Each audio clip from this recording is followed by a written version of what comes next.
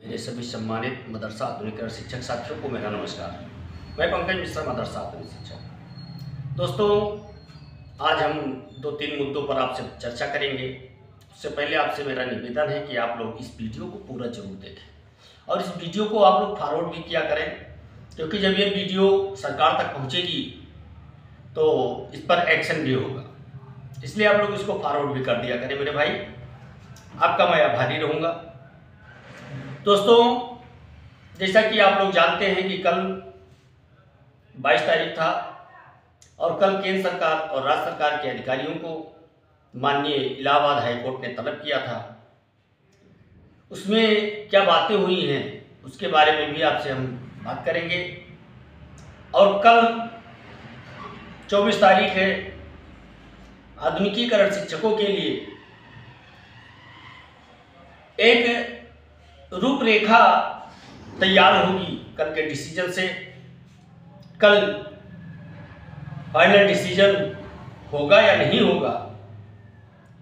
बकाये को लेकर के जो मुकदमा हाई कोर्ट में चल रहा था उसका कल आखिरी डेट है, 24 तारीख है।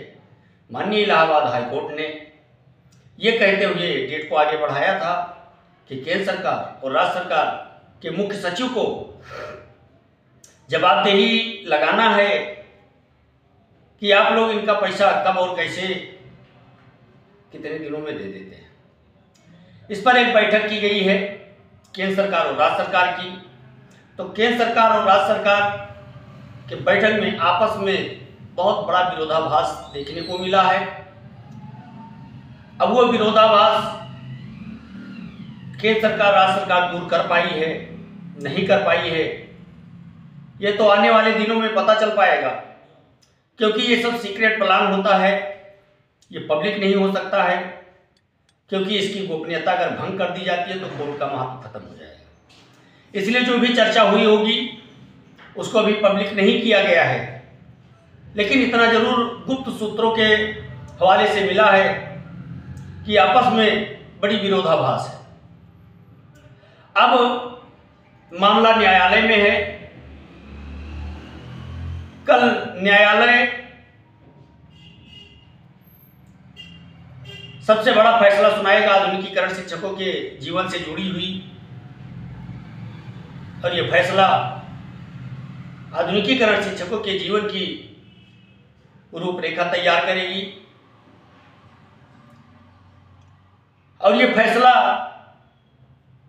डूबते हुए तिनके का सहारा के बराबर होगा।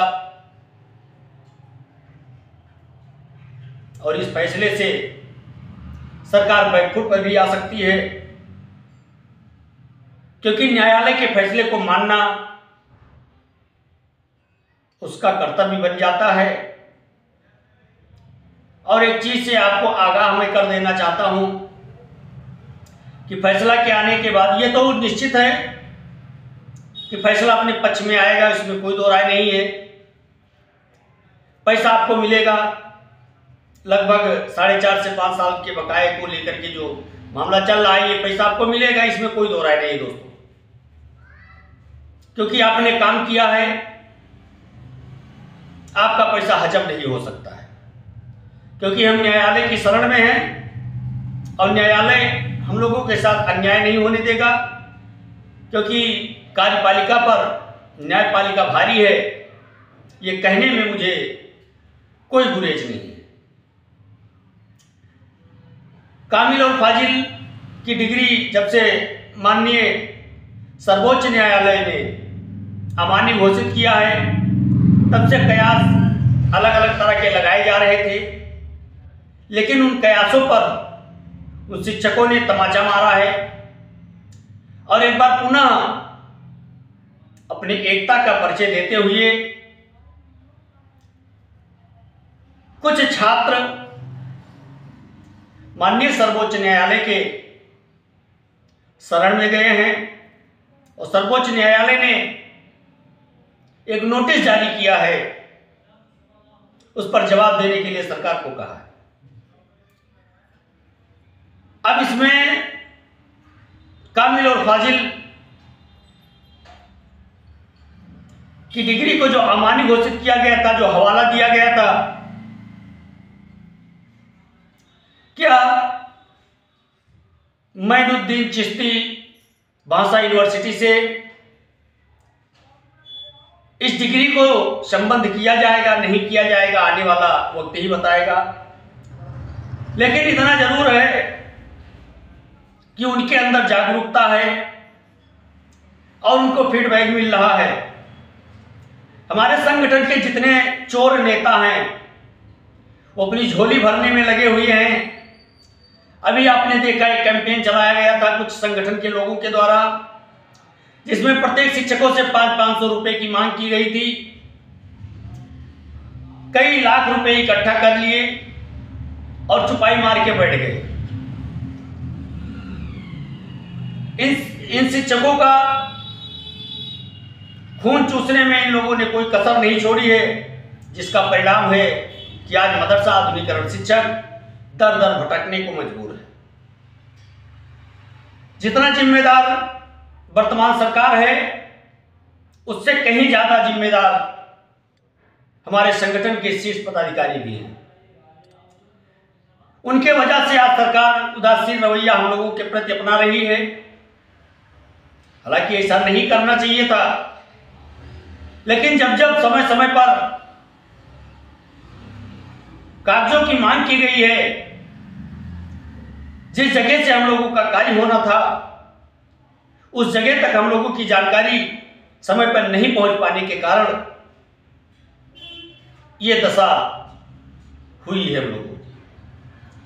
लेकिन मेरे दोस्त, आपको घबराने की आवश्यकता नहीं है।